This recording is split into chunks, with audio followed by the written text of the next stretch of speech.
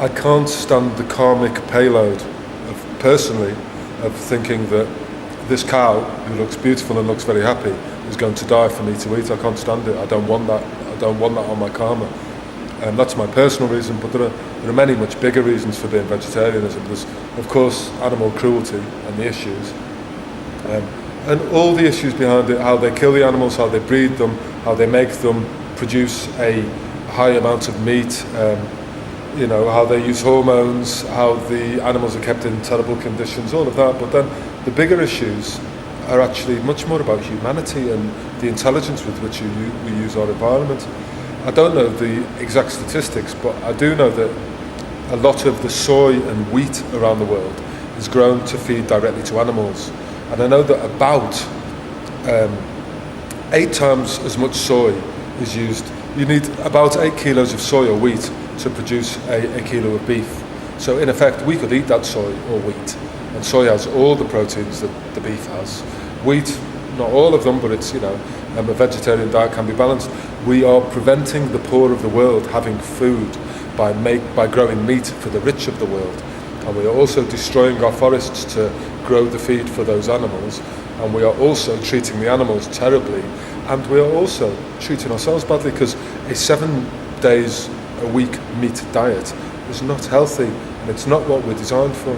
Human beings developed evolutionarily as omnivores, with meat as part of, maybe once or twice in a week, meat or fish. And that is our history, that's our evolutionary history. Again, the force of money, the meat marketing boards of the world have made us think that we need meat every day. And so what people actually do is they go and buy this rubbish meat that has very little health value. They go and buy it to sustain another rich guy getting rich. It's not good for them, it's not good for the animals, and it's not good for the poor guys on the other side of the world who are already starving. We think we're in crisis now. Europe and America think we're in crisis for the last 2 years. Imagine how bad it is in the places where they were starving already 2 years ago. This is what we have to think. All we think is, oh look, chicken wings are more expensive in Tesco's. This is where the average brain ends. Or, oh no, my petrol bill is more this week. We have to think more, better and deeper about our day-to-day lives. It's absolutely fundamental.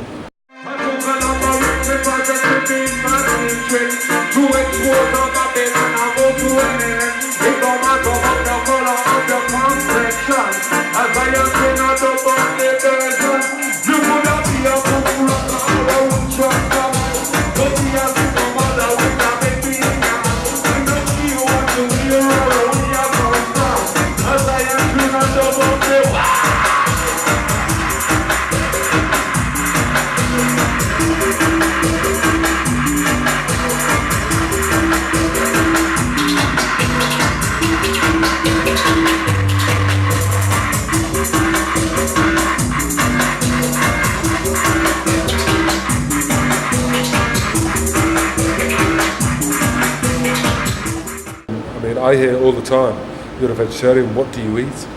How can you survive? And I'm just thinking, you're a fucking idiot. That's what I'm thinking. Of course, normally I give a polite answer. I say, how about some pasta?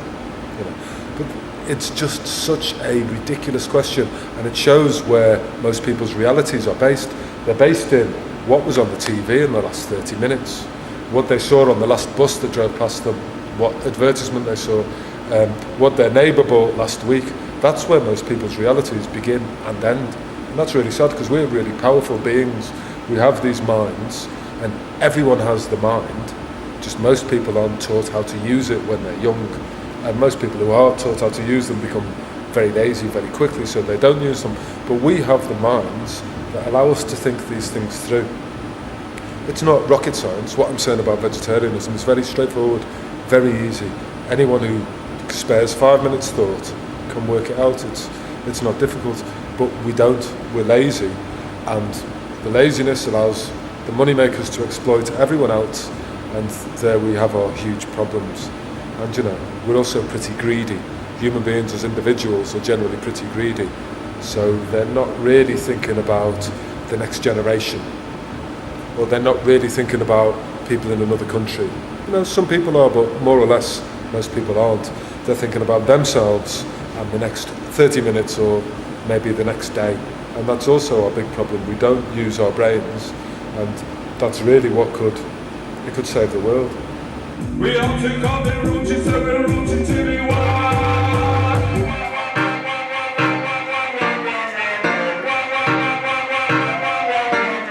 Glasgow, I can hear you!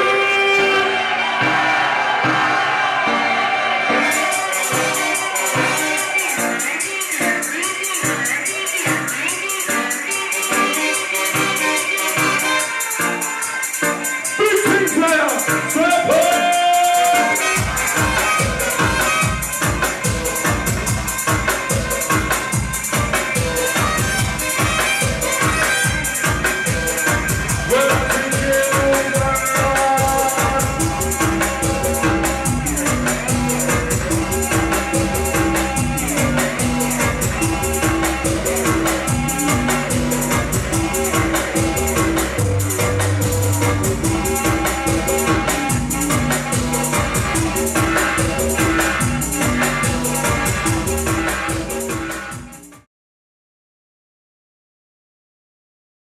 You know, I'm a big fan of frogs, amphibians. I find them fantastic animals all over the world.